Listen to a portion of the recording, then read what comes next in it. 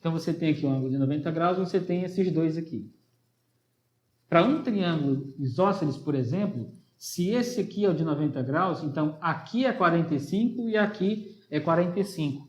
E você consegue dizer isso porque você sabe que a soma dos ângulos internos de um triângulo qualquer, independente se ele é retângulo ou não, é 180. A soma dos ângulos internos de um triângulo é sempre 180 graus. Quando ele é retângulo, a coisa fica um pouco mais fácil, porque você sabe que um deles é 90. Então, você sabe que os outros dois são agudos, são abaixo de 90. Os dois são abaixo de 90. Então, né? Quando ele é isósceles, esse lado é igual a esse, então esses dois aqui são iguais. Esses dois são iguais. A volta acontece do mesmo jeito. Se esses dois ângulos são iguais, então os lados são iguais. O seno de beta, esse ângulo que está aqui, é o cateto oposto a ele sobre a hipotenusa. O cosseno do ângulo beta, ele é o cateto adjacente sobre a hipotenusa. E outro resultado muito importante é a tangente. A tangente do mesmo ângulo beta é exatamente o cateto oposto sobre o cateto adjacente. Então, isso daqui é a tangente. A cotangente é o inverso disso, a secante é o inverso disso, a cossecante é o inverso disso aqui. Ok? Esses valores, eles são muito importantes. Você vai aplicar valores aqui exatamente pensando nessas definições. Por exemplo, vou colocar um exemplo aqui.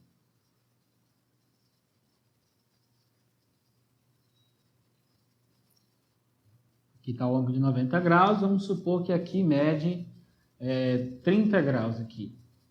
Vamos supor que aqui seja 30 graus. Então, o que eu quero que a pessoa descubra, vamos supor que aqui seja 5. Só um exemplo, né? 5 alguma coisa, pode ser unidades de comprimento aqui. 5 unidades. E a unidade também nem interessa no caso. Então, aqui mede 5, eu quero que você descubra exatamente quanto que mede a hipotenusa desse triângulo. O que você faria? E, além disso, qual das três você utilizaria? Vamos lá. Qual dos três você utilizaria aqui para responder essa questão? Eu quero que exatamente a informação eu tenho um dos catetos, eu tenho um dos ângulos e eu tenho que descobrir qual é o valor da hipotenusa. Aí, para você responder, você teria que descobrir ou o seno de 30, ou o cosseno de 30, ou o tangente de 30. Depende qual dos três aqui você vai utilizar. Bom, para você utilizar e aplicar a trigonometria aqui, você precisa descobrir o seguinte. O ângulo está aqui. Ok, então o beta, o 30 aqui, está fazendo o papel do beta. Ok, isso é fácil enxergar. Agora, eu vou precisar do cosseno, do seno ou da tangente.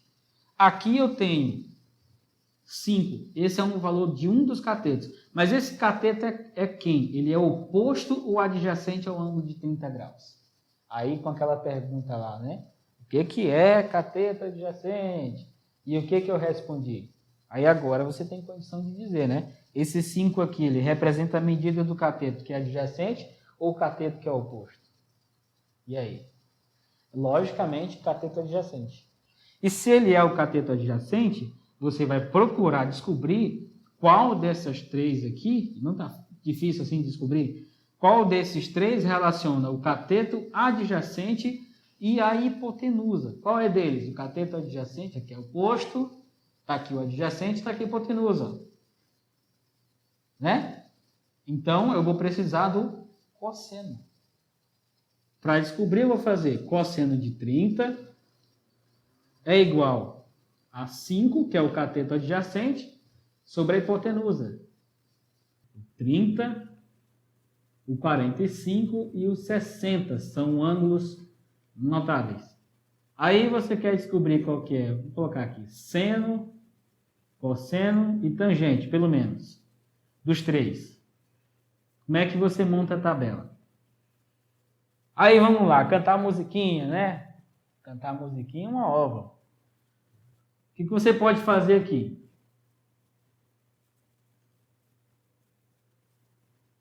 Tudo é fração. Pronto, eu coloquei 1, 2 e 3 aqui na ordem, 30, 45, 60, 1, 2 e 3, o 2 no denominador de ambos, e aí você vem aqui na raiz quadrada. Então, seno de 30, 1 sobre 2. Seno de 45, raiz de 2 sobre 2. Seno de 60, raiz de 3 sobre 2. Quando você vem para cosseno, você inverte. Mantém o 2 no denominador e faz a mesma coisa. E tangente, o que você faz? Divide eles por ele, né? No caso aqui, você tem raiz de 1 sobre raiz de 3 na tangente. Você racionaliza e fica raiz de 3 sobre 3. Aqui, raiz de 2 sobre 2 dividido para raiz de 2 sobre 2 é 1. Tangente 45 é 1. Aqui você faz a mesma coisa, né? Simplifica o 2 com 2, raiz de 3 dividido para raiz de 1, raiz de 3. Agora já não preciso desse desenho, né? Cosseno de 30, raiz de 3 sobre 2. Então, raiz de 3 sobre 2 é 5 sobre h. Agora, você multiplica assim, né? h raiz de 3 é 2 vezes 5, 10. Então, h é 10 sobre raiz de 3. Aí você multiplica por 1, né? Que é raiz de 3 sobre raiz de 3, que você conhece como racionalizar. Então, h é exatamente 10 raiz de 3 sobre 3.